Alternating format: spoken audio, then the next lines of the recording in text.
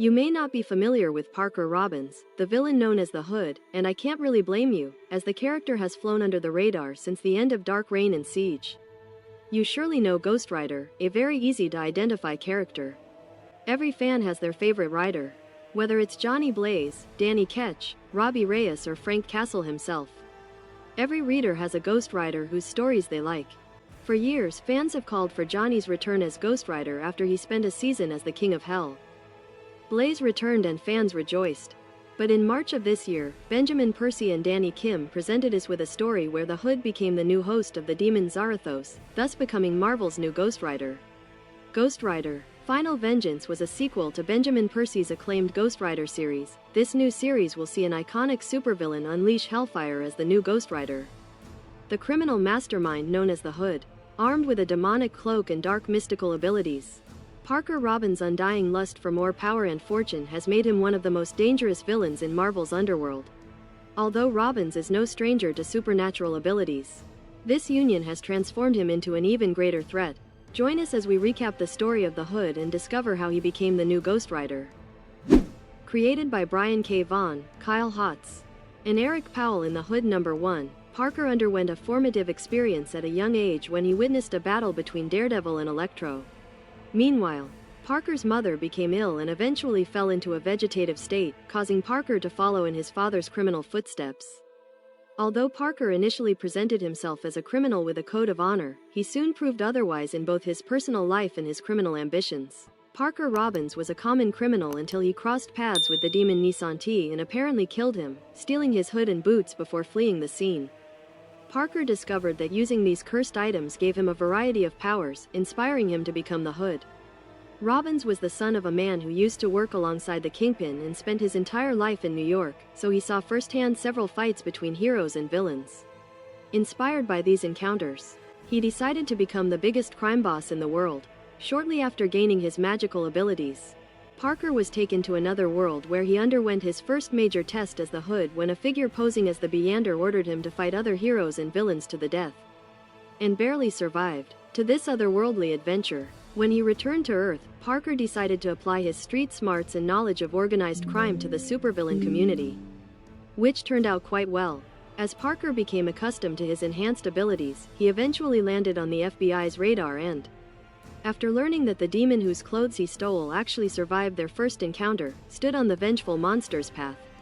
After a huge confrontation, authorities left the Hood for dead. Initially a small-time supervillain, Hood became a major character following the conviction and subsequent imprisonment of Wilson Fisk. Seeking to fill the void in the Marvel Universe's criminal underworld, Hood subsequently declared himself the supervillain equivalent of the Kingpin. Parker led an army that significantly outnumbered the superheroes, even as a new iteration of the Avengers was formed. In addition, he was joined by Madame Mask, one of the most important villains of the underworld at that time, who became his lover and right hand. After a failed attack on the new Avengers, the Hood and Madame Mask were recruited by Norman Osborn, who had just been promoted to director of S.H.I.E.L.D. and transformed it into Hammer. Osborn paid the two criminals to hunt down Tony Stark, who had become a wanted fugitive following the events of Secret Invasion. However, after the fall of Osborn and his allies during the Siege event, the Hood was one of the supervillains defeated by the assembled heroes. After this, Parker was imprisoned for his various crimes. After Siege, Parker lost the items that gave him powers thanks to the Norn Stone, magical items that used to belong to Loki. Although he attempted to retrieve them on numerous occasions, the heroes defeated him time and time again. Meanwhile, Zarathos, the demon who bonded with Johnny Blaze and turned him into the spirit of vengeance, was influenced by Mephisto, Marvel's equivalent of the devil, and convinced him to find a new host since Blaze was not complying with his role of punishing bad people, and instead, he was trying to become some kind of hero. As a result, Johnny lost his Ghost Rider powers and Zarathos began scouring the earth in search of a new host worthy of his fearsome power. This quest ended in Ghost Rider: Final Vengeance #1. When Parker performed a ritual to attract Zarathos' attention. Zarathos sensed Parker's lack of empathy and non-existent moral compass and felt this made Hood the perfect host for the spirit of vengeance. Zarathos bonded with Parker, transforming him physically. As a fiery skeleton, Parker now channels a very different and much more powerful type of demonic energy through his cowl and guns. and is ready to unleash Ghost Rider's infernal potential on an unsuspecting Marvel universe. Throughout the Ghost Rider Final Vengeance miniseries, we see Parker use his new powers to throw the underworld into chaos and reclaim his old glory days as a crime boss. At one point in the story, Mephisto approached him to make a deal. The demon would bring Parker's long-dead wife and daughter back to life in exchange for Parker following his orders and eliminating Johnny Blaze.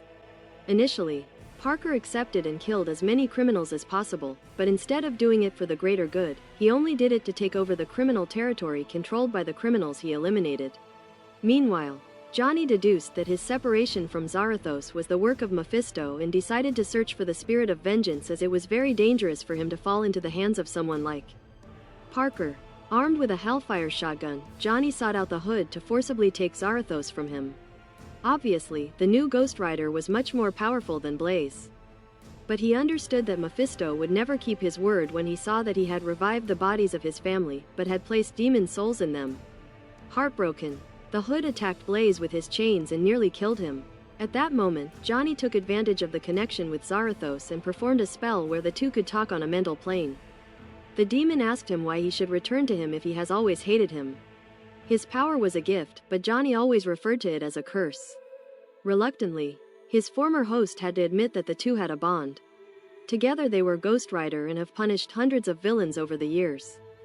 Johnny managed to convince him that Hood was not an appropriate guest, as he only intended to use his power for personal gain. Zarathos recognized that to be true, but his bond with Parker could no longer be broken.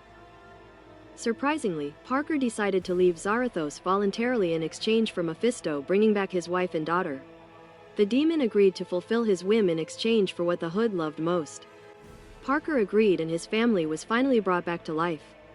Without Zarathos' power, Parker rushed to hug them, but Mephisto stopped him, as it was time to pay. The Hood was confused, as he loved power and had already given it to Zarathos. Mephisto denied it. What Parker loved most in the world was himself, so now his soul belonged to him.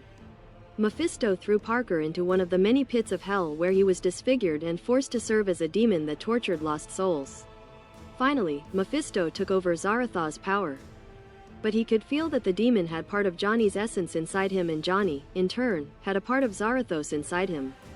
Mephisto offered him a deal similar to the one he gave him when they first met.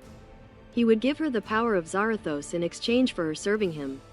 Johnny agreed and became Ghost Rider again. Because, although Mephisto is his master, he knows that with Zarathos on his side, they will eventually be able to defeat him and regain their freedom.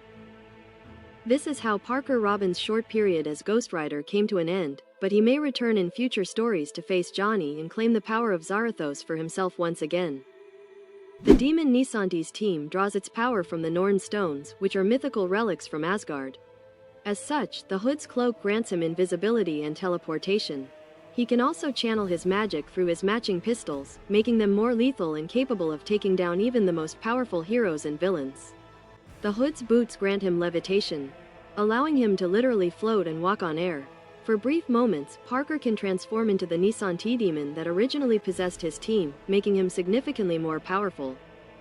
As Ghost Rider, Parker possesses many of the usual powers of a spirit of vengeance, from incredible superhuman physical strength and stamina to the trademark flaming appearance. Parker can imbue common objects with hellfire, including vehicles and weapons, enhancing their natural abilities and making them magically powerful. Ghost Rider's powers make Parker an even more lethal threat to the Marvel Universe at large than he's ever been before. Unfortunately, his time as Ghost Rider came to an end all too quickly. If you have already read Ghost Rider Final Vengeance, tell us what you thought of the story of the Hood as the new Ghost Rider, and if you would have liked to see his face heroes like Doctor Strange, Magic, Thor, or the Avengers.